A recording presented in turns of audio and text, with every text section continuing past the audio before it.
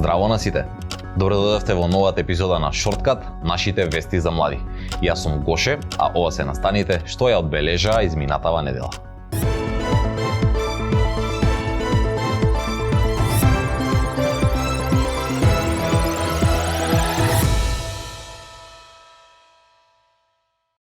Законот за младинско учество и младински политики беше усвоен како иницијатива за зголемување на учеството и признавањето на младите во земјава пред 3 години.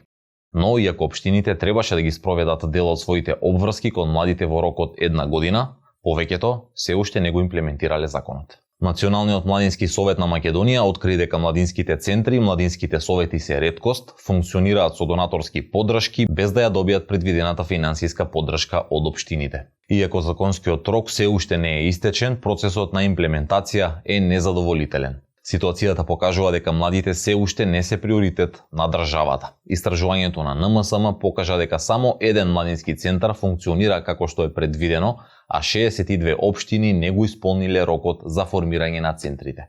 Времето истекува, а младите губат надеж. Емисијата ја продолжуваме со еден позитивен пример од селото Белица. Таму заедницата се фокусира на формирање на првата зелена комуна за да може заеднички да обезбеди одржлив развој, искористување на обновливи извори на енергија, екотуризам, а истовремено и да го поттикне враќањето на жителите во своите стари огништа. Кичевското село Белица има се што природата може да подари: шуми, плодна почва, вода и чист воздух. Сместено под падините на Илинска планина, ова место е чиста оаза во Кичевскиот крај, познат по децениската употреба на јаглен и загадувањето на животната средина. Белица од неодамна е дел од проектот на Македонското еколошко друштво, поддржан од шведската влада, за формирање на првата зелена комуна и првата енергетска заедница во земјата и модел како целиот регион да се трансформира кон одржлив развој. Со воведување на овој проект Зелена комуна, ние како организација имаме визија за да се движиме во повеќе правци.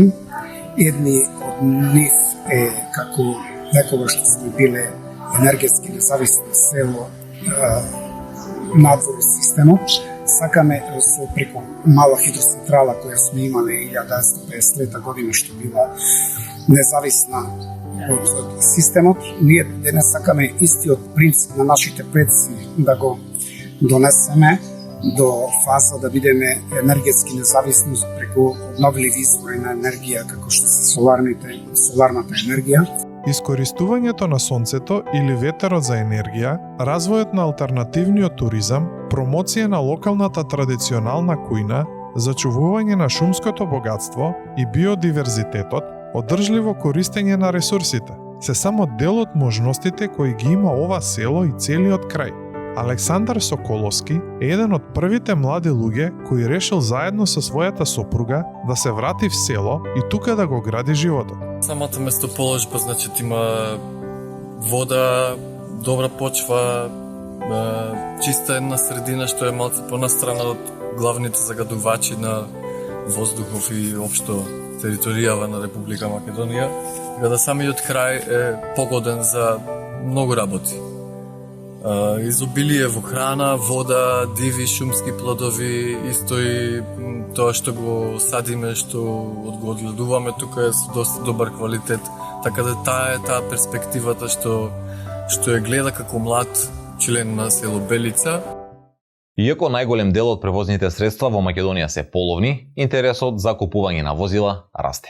Податоците од Царинската управа покажуваат зголемен увоз на возила од странство во првите 6 месеци од оваа година. Увезени се вкупно 21.307 возила, од кои 19.552 се автомобили. Од податоците е евидентно дека преовладува увозот на користени возила, само околу 25% од увезените автомобили се нови. Во Македонија, иако се најавуваше забрана, уште не е донесена официјална одлука за прекин на увозот на стари возила што не го задоволуваат Евро 5 стандардот за емисија на издувни гасови. Но ЕУ најавува забрана за извоз на половни возила од нејзините земји членки. За сега нема детали како би се имплементирала оваа регулатива, чија цел е да се намали испуштањето на јаглерод диоксид во воздухот. Инаку Србија веќе го забрани увозот на возила со Евро 4 стандард од 2024 година, а од 2025 ќе прекине и со увозот на возила со Евро 5 стандард. И за крај ве потсетуваме дека денеска е последниот ден кога тековните студенти може да се пријават на повикот од Министерството за образование и наука за субвенционирање на студентски оброк за академската 2023-2024 година. Повикот е отворен за сите редовни студенти на додипломски студии на државните и приватните универзитети кои не се во редовен работен однос и немаат друг месечен приход по кој било основ поголем од минималната нето плата за тековната година. Кандидатите треба да се пријават на интернет страницата e-услуги на МОН. Рокот за пријавување на новите студенти бруцошите почнува од 1 октомври и ќе трае до 7 октомври. Субвенциониран студентски оброк е финансиска поддршка во износ од 140 денари дневно, што студентот ја добива за купување приготвена храна, а од сега ќе се плаќа преку наменски платежни картички издадени од Шпаркасе банка. Со ова информација ја завршуваме денешната епизода на Shortcut. Ви благодарам што не гледавте. Следете не на Instagram и TikTok и секако читајте ја рубриката CTRLZ на meta.mk. Се гледаме и следниот четврток. Поздрав!